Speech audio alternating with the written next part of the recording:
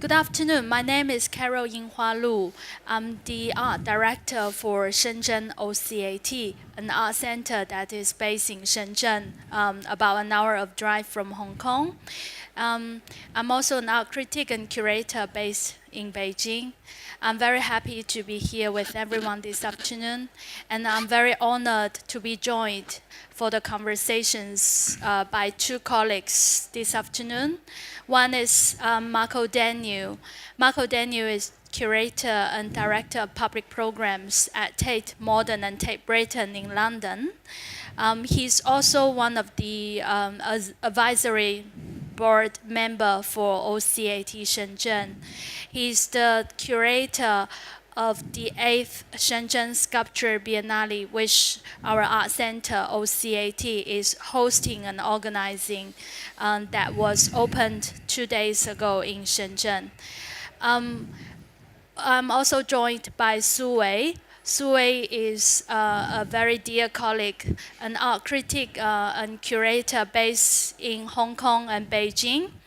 Su Wei has worked with me on a number of projects, including the 7th Shenzhen Sculpture Biennale that was opened in 2012.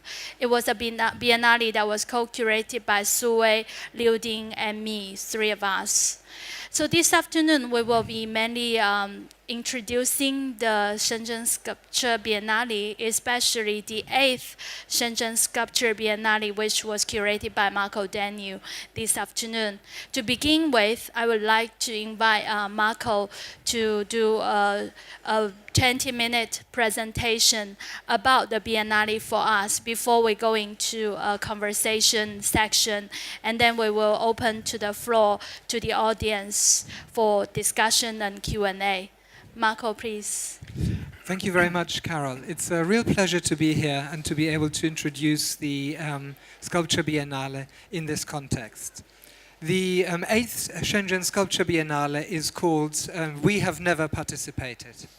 The title is in reference to the theme of the Biennale, which looks at the history of participation in contemporary art and at the way in which it is currently manifested in diverse practices. And we chose this slightly provocative title, We Have Never Participated, as a way of drawing attention to what we consider to be a moment of post-participation, a moment not in which participation has finished, but a moment at which participation has become a standard part of the artist's tool set, and in which different kinds of participation and their different historical trajectories are ripe for critical re-examination and evaluation. To some extent, in some parts of the world, participation has become a banality, while at the same time, in other areas, other contexts, other regions, participation has never really happened yet. So looking at this particular moment, we thought it would be very interesting to do a global look at the way in which participatory art practice manifests. I'll start by running through some of the images we have in the Biennale. The Biennale takes place in 3 of the OCAT spaces, and you see here on the slide a kind of rough layout. One thing that you will notice from this is actually something that's really important to us, which is that the Biennale doesn't set up sections or divisions between artists by building architectural structures that subdivide the place, but by setting up transparent and direct relations between artworks in a space that is, on the whole, as open as possible. So as you walk into the first space, you encounter a collective work created by the artists Chiu Zhijie and Songjun, together with the residents of Diankou village near Hangzhou and the Total Art Studio of China Art Academy in Hangzhou. And they have created 15 wooden tables on which the villagers' comments or complaints are written, but also, for example, the promises that the village leaders made as part of their kind of election campaign. So it's very much a project that's related to the, let's say, to the kind of history of grassroots arts movements, involving a local community directly in the development and conception of a project, but of course which we are taking out of that local context and placing into a pure arts context. And I think with these two facets of this work, you already get to one of the kind of key points of the Biennale, which is the relationship between what, say, when Joseph Beuys talked about social sculpture, is the dimension of the social on the one hand and sculpture on the other. The notion that when we're looking at these kinds of art practices, what really matters to me is that we are not just dealing with art that looks at the social context, but that does so in a let's say in a really meaningful and deep way, but that at the same time is deeply concerned with the formal and aesthetic qualities of the art object that we are exhibiting. You could say something very similar about Chen Shaoxiong's ink media, a work that uses ink drawings of news media images of global protests from around the world, from the Occupy movement to the Greek resistance to South America, Spain, etc. And that turns these mediated news images through another layer of mediation, ink drawing, into another layer of mediation, that of a film, which we are presenting quite high up, projected onto the wall, almost as if it were a kind of a public announcement, whether that is an advertisement or a propaganda announcement in a village square. And behind the tables and facing towards Chen Shaoxiong's projection is a project by the American artist Sheila Pepe called For the People. She has created a research station.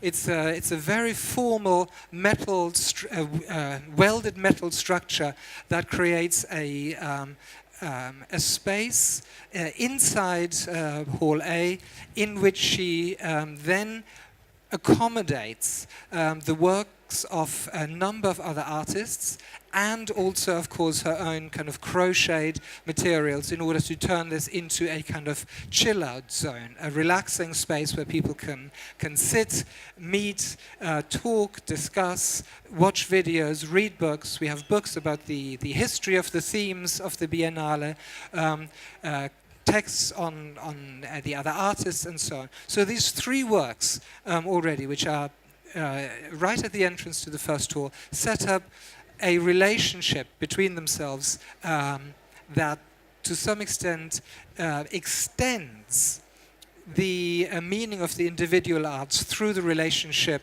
that we are setting up between them.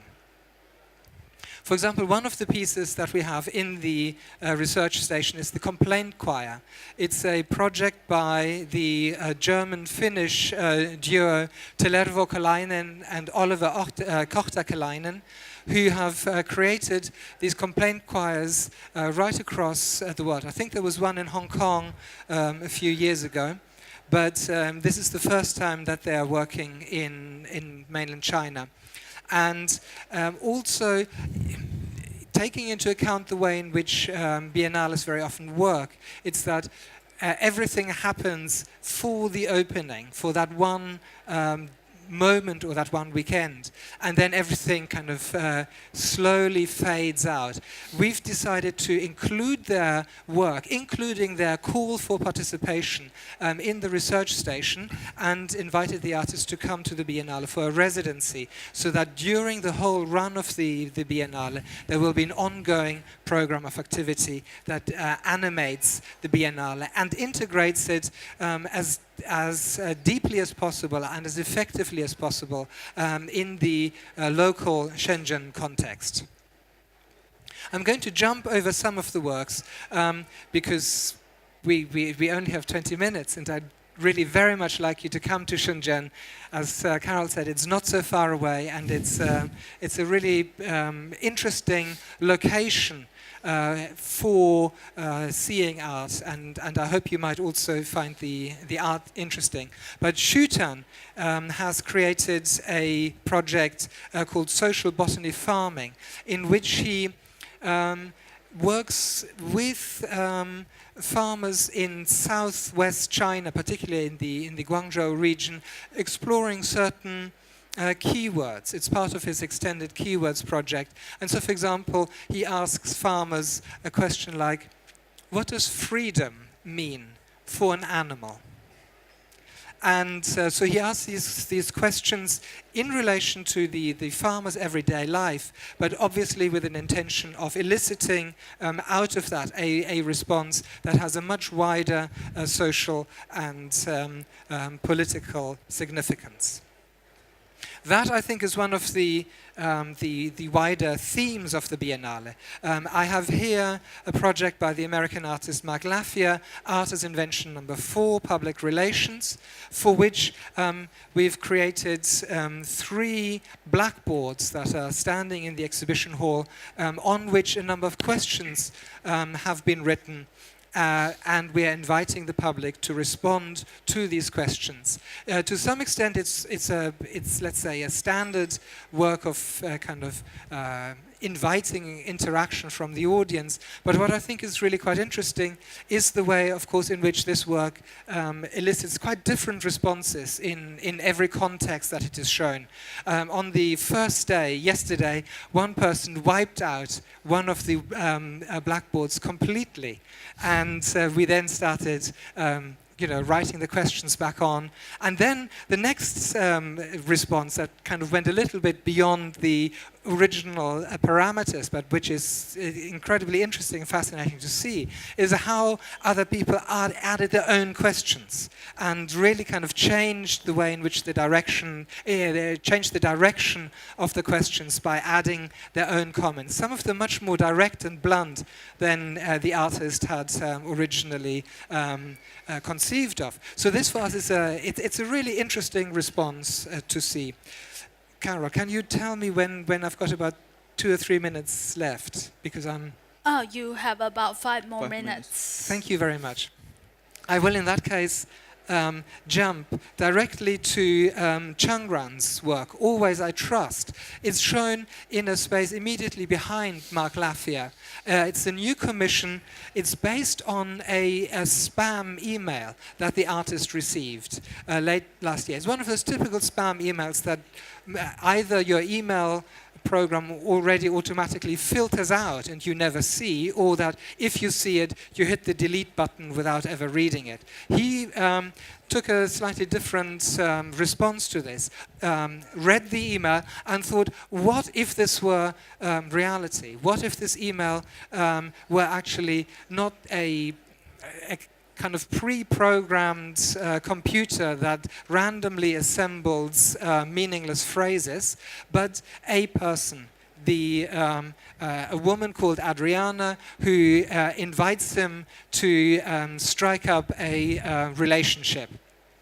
So he turned this spam email into the foundation of a short narrative film and an installation of light boxes to reflect the kind of this very mediated experience that we have in contemporary society. I wanted to show this immediately after Mark Laffier, because what I think is interesting in the relation of these two works is that when I talked to Mark, one of the interesting things he had to say about it is that his blackboard is in a way a manual or mechanical version of social media, of the way in which we use Twitter, Weibo, Weixin, other social media in order to communicate across distances. And the blackboard is another way of setting up a communication between people who know each other or may not know each other. And it also has the same kind of layering effect that you would find in social media, with comments being added, and as time goes by, quite quickly, the older comments quite simply disappear. Nobody cares what anybody said on Weibo yesterday. And this, I think, is another very interesting dimension of the way in which we think about participation and collaboration.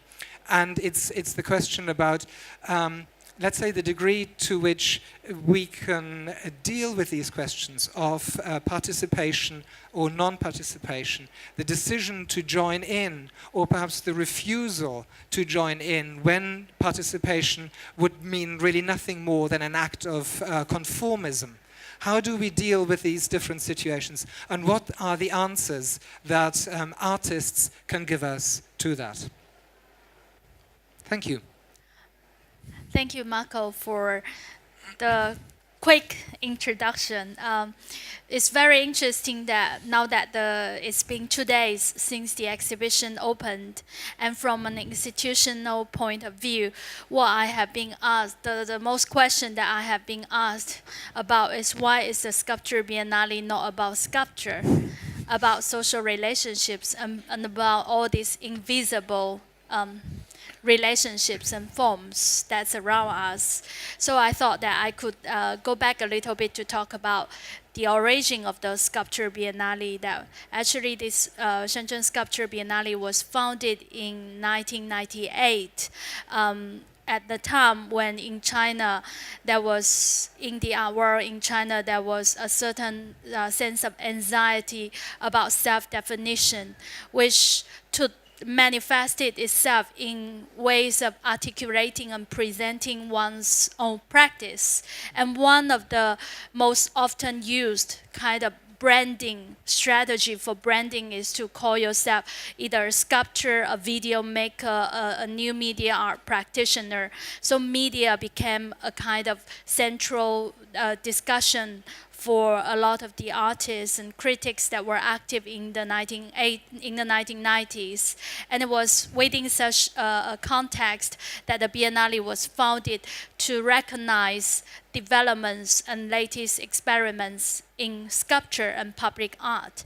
But in 2012, when Su Wei, Liu Ding, and I were invited to curate the Biennale, we have proposed to the Art Center that in practice and in thinking about art, it's no longer relevant to just limit the discussion within a particular media, rather to expand this Biennale into an exhibition platform that looks at experiments, looks at research, latest research in practice, in thinking about art.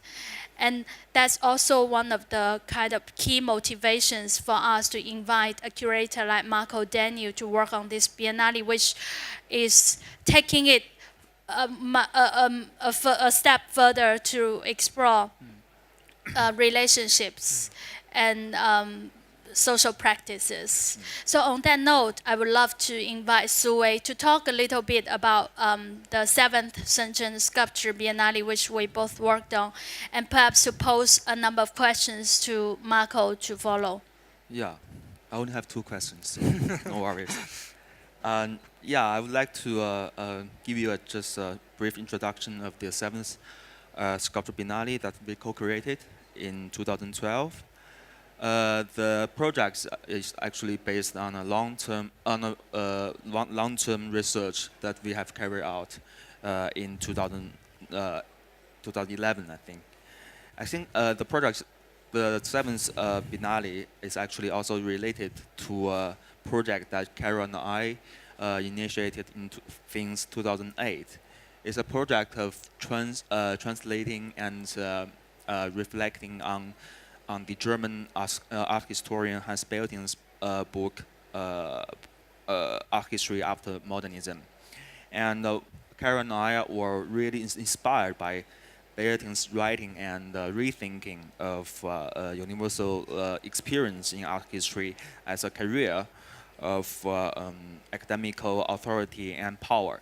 So because we do not believe that the existing systems, value systems and art systems could make a essential impact on art practice, and artists and art practitioners should not rely on this kind of dependence of reference, because this dependence on reference still actually influence art practice and our value judgments and thought in Chinese art world, and also forms kind of intangible obstacle in the art world.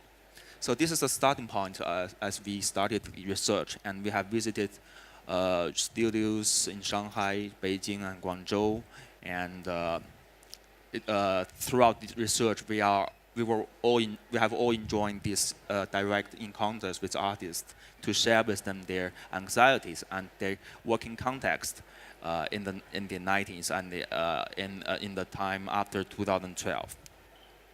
So this is our initials, and in terms of the Biennale, the 7th Biennale is called Accidental Message: Art is not a system, not a world.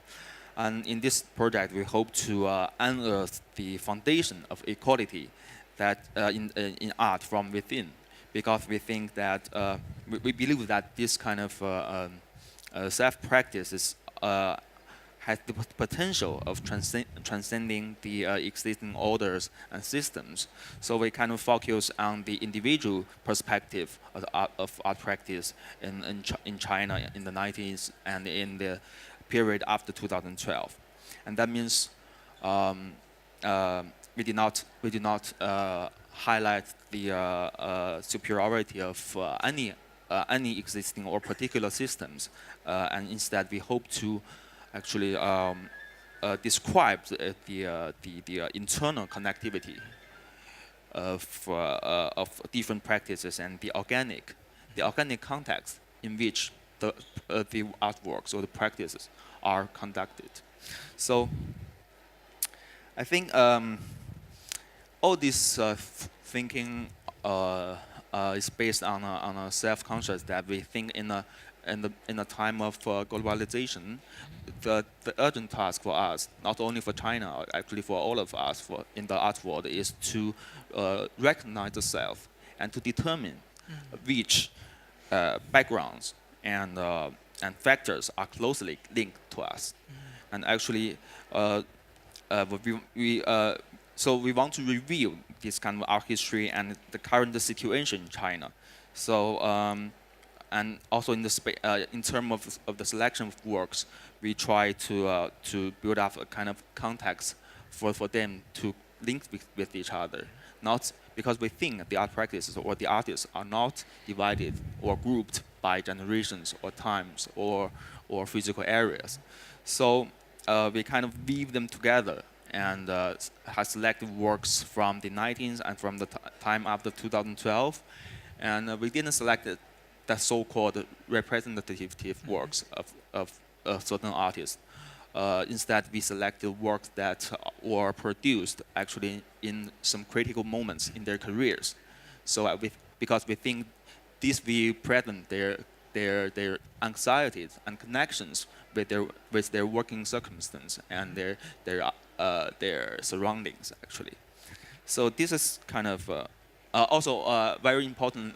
I think it's very important to our project that we didn't try to create a chronological space to put every work in, but rather to give them the organic context and create a space for the audience to reflect on or to think about. So this is our 7th Sculpture Biennale. Great. I remember you said you have some questions for Marco. Right. Maybe you would like to put forward them. Yeah. Yeah, I participated in that guide tour the day before yesterday, actually, led by 2 of your associate curators, which is amazing, actually. And I walked through the 3 exhibition halls, and I kind of feel like I I did not only walk through the exhibition space, but walk through also spaces in the space. So you have created, for me, there is at least one clue that the audience could trace in this exhibition, which is that, because I was very impressed by two of the works that you selected. One from Sheila Paper. Sheila Pepper. Yeah, I'll put it back. Yeah, the one with handcrafted materials. Yep. This one, in which she kind of create a research station in the exhibition space, which includes other artistic projects. And the other one is one from Hector Zamora, the Mexican artist. No. It's coming. Okay. That one. There we go. Yeah, where he used these barriers that you can find everywhere in China, from schools to factories, and he put 6 sets of them in the B10 exhibition hall to create kind of a random construction and deconstruction of the space. I think it's quite interesting for me because you focus on the moment in which the so-called participatory practice, the goals of this kind of practice and the start point of this practice are suspended, and the expectations of the audience and the artist are also suspended in that moment. So you kind of created an intellectual space for people or for the audience to reflect on, or to think about, or to contemplate. So would you share with us more about this conception? This is actually very interesting. Both of the works that you've singled out here are new commissions. So the images that we have here do not do them justice at all. Sheila Pepe's, as you described, is this large structure, a space within a space that is that both is an installation in its own right and one that very generously accommodates other artists and the public and creates a space in which all of them can encounter each other. It's also incredibly beautiful, and it has another dimension which I think is really interesting in relation to what you were saying, Sue, which is that it is diaphanous, it's see-through. You are in it, and at the same time you can look through it. And so, for example, she uses these very craft-based techniques to make it, and she combines these very craft-based techniques with very rigid geometric construction. It could be a silhouette almost, the base structure. And through it, you look, for example, at the 20 screens of Geng Jianyi's Do Yourself in the Right Way. So you have these relationships that are set up there. They're very inviting, very open, very accommodating, and actually I think she would be the first to say they are both enjoyable and comfortable. You know, this is something that are perhaps adjectives that are not always used with reference to contemporary art, whether in art fairs or biennales. But Hector Zamora's work is really quite austere in his use of these metal barriers, these automated metal barriers. He's made those barriers even more austere than they normally are by removing all logos from them, by taking off any colorful components. You know, they very often have kind of red triangles on them and other stuff like that. And he's just stripped them back so that they're only silver and black, and they have red LEDs that display kind of political slogans on them. So it's in terms of the aesthetics of them, they're very minimal, very industrial. And of course they have this industrial aesthetic of an outdoor space brought inside the gallery. They also, as they open up, become transparent, and you look through them and you see the other works. But most importantly, I think, is what you described, which is that as they open or close, they also interfere with the with a passage of the public. They create corridors through which you are kind of guided, and sometimes they block your way, and you need to either find a different route or wait for the barrier to open again. Now, one thing is that when people see the work, they always think, or easily think, that they are moving randomly. And of course, to all intents and purposes, they are, unless you study them very carefully. But the artist spent a long time developing a choreography for these barriers. So they are computer controlled in a way so that they precisely create certain formal structures in movement that manipulate the space. They obviously enter into a direct relationship with the exhibition hall, the very large open B10 hall, but also with the other works in the exhibition, with the experience of the public in that space, and ultimately, I think, with the Biennale itself, by playing this relationship with opening and closing passages. Marco, I have a question.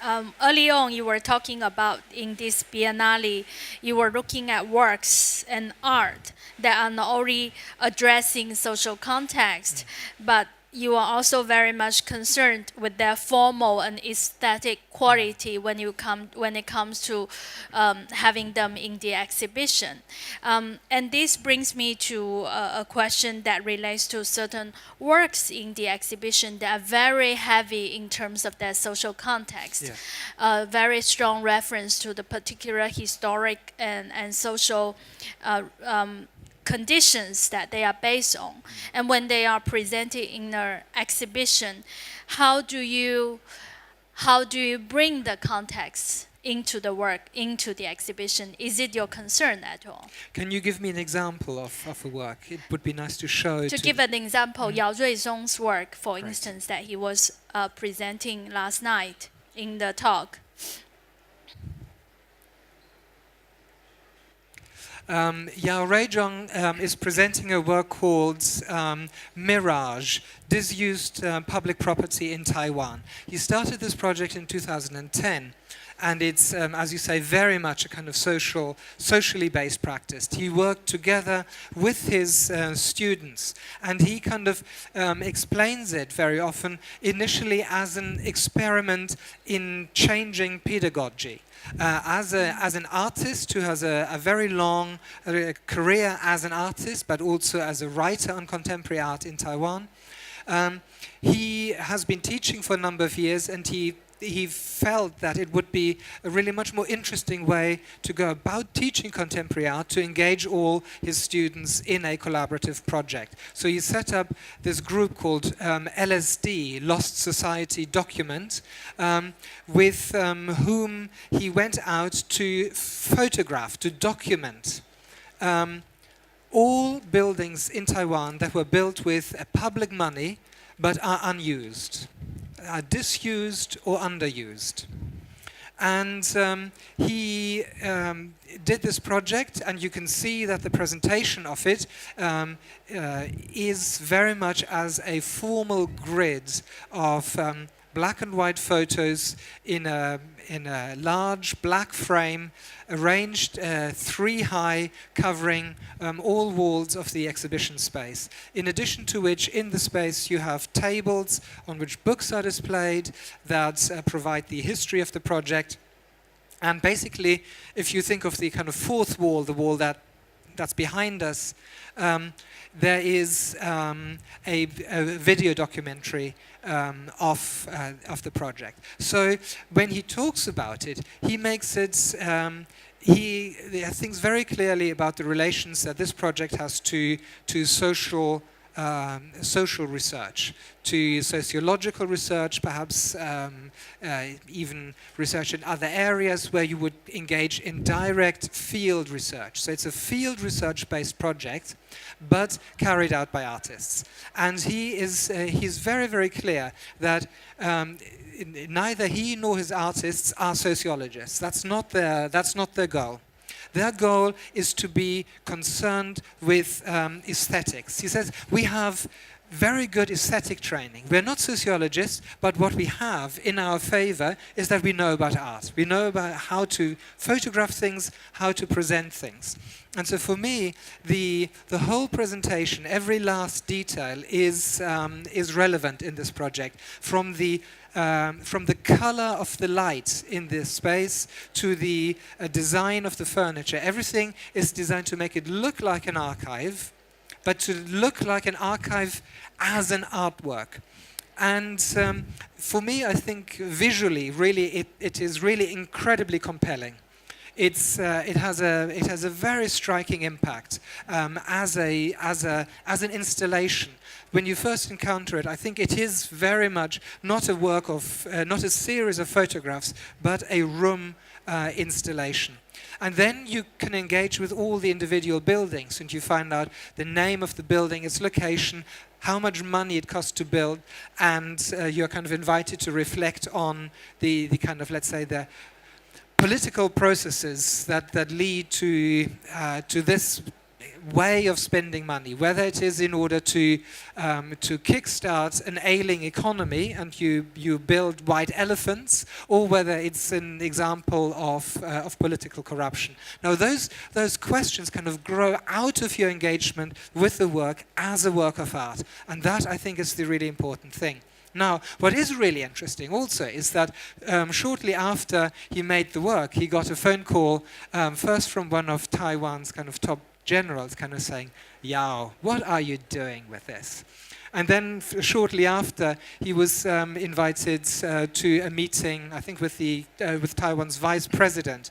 This project, as an artwork, actually ended up having a tremendous political impact to the extent that ultimately questions were asked in Parliament and decisions taken that, first of all, the government would draw up its own list, its own official register of disused property, and also that all such property should be revitalized in some way. Now, if Yao Reizhong were here, he would talk at length about the ongoing difficulties of this process. But in a way, for me, the project as a project is really the work in its space. That can be experienced, I think, really meaningfully by people in Shenzhen as much as in Taiwan or in Paris or Tokyo. And on the other hand, the kind of, let's say, the local direct political consequence that it has had.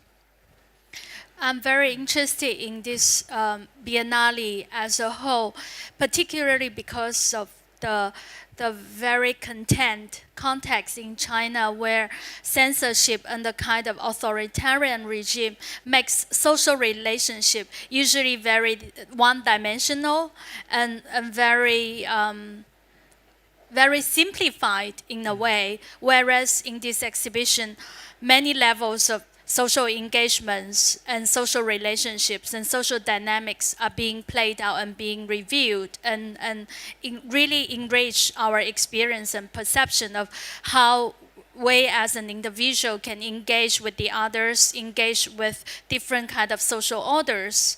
And I have been asked a lot about my choice of curator for the Biennale, and one of the kind of responses as an afterthought was, in OCAT, I would say that actually the majority of the exhibitions programming in our center is very much research-based, and I'm very interested in research-driven ideas, practices. So I would like to invite you to talk a little bit about your research methodology for this project, because I know that when I invited you, I was very happy that you were able to commit almost more than 2 months to conduct very in-depth research and studio visits in China, in different cities in China. Maybe you can elaborate a little bit about your research methodology and also the kind of impression you have after doing more than 40 studio visits in China. And following Carol's word, actually one can notice that in the exhibition, you haven't selected any work that confront directly with its central authority and in an extreme way. And one may wonder, what is the reason to not select them, Okay. and how have you considered the relations between the ideological construction in China and the art practice? How do they make impact on each other? And if there any reason that you haven't chosen any of them? I will take those two questions in order, if that's okay. So firstly, in terms of the research process, of course it's to a large extent based on my own experience as a curator and as a worker in the art sphere over the last 2 decades. And so it's got this this very long-standing interest in these issues, a very long-standing concern with questions of the expanded notions of art in the general sense.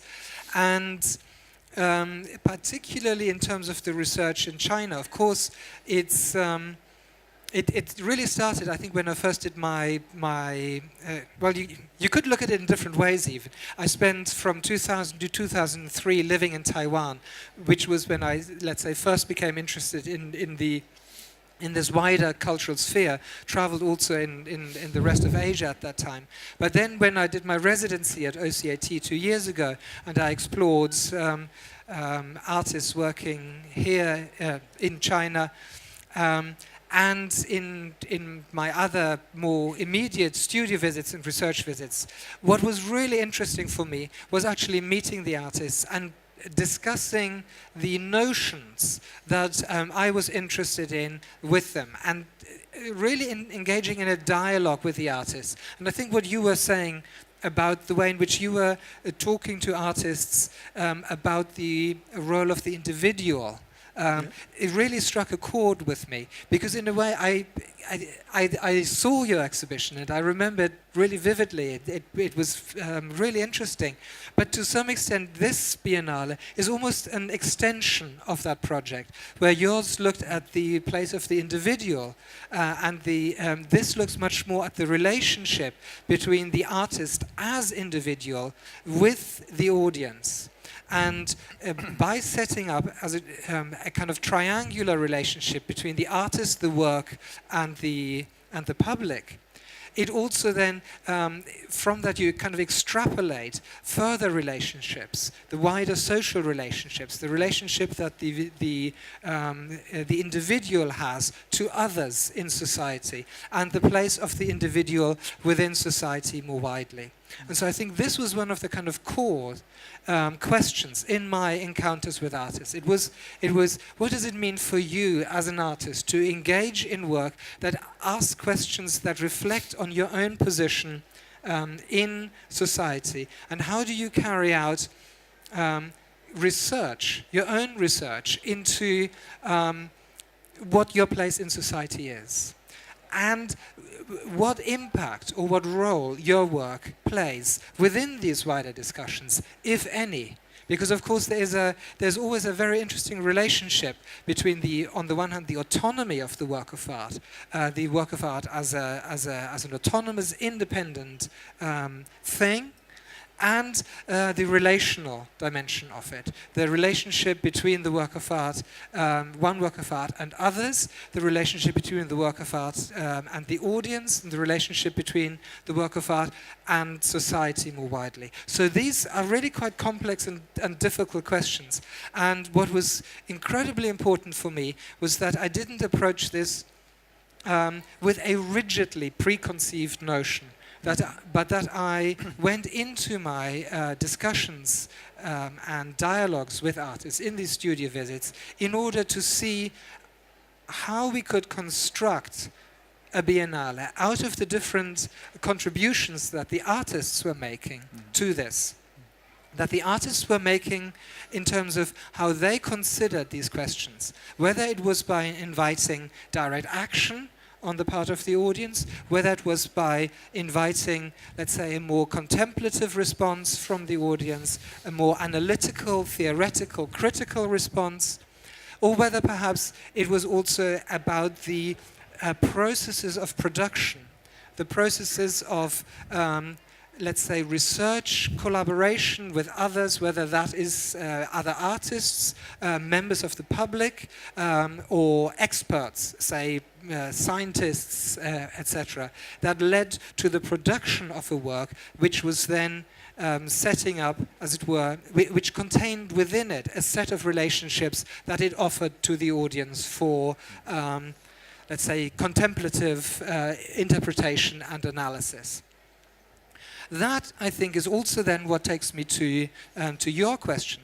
I think in all the discussions I've had with artists, there was always from the beginning, particularly I think in the Chinese context, but also with artists from Europe, from America, from other parts of the world, there was always a kind of sense, well, if we're engaging in this kind of work, what is an effective way of presenting this work in the context of this exhibition? I think the artists were all aware that their work would be significant and important within the exhibition, but that in order to create a collective construct, as well, the exhibition as a unit, as a complex unit. Really, nothing is gained by making a gesture so provocative that it will be shut down. And I think that's really the sense. I think we need to be very clear here. One of the first questions that I asked Carol is, what about censorship? And Carol said to me, don't censor yourself, don't ask the artists to censor yourselves. We'll do what we can and we'll see what happens.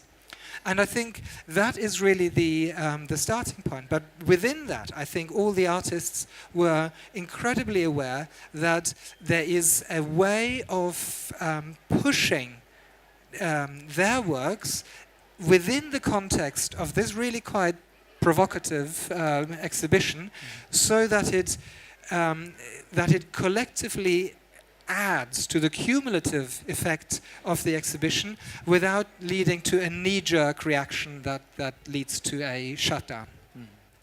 With that, I'm afraid we would only have time to invite all of you to come to the Shenzhen Sculpture Biennale in OCAT, and we will be able to answer your questions after we go on stage. Thank you very much, and thank you, Sue, and thank you, Marco. Thank you.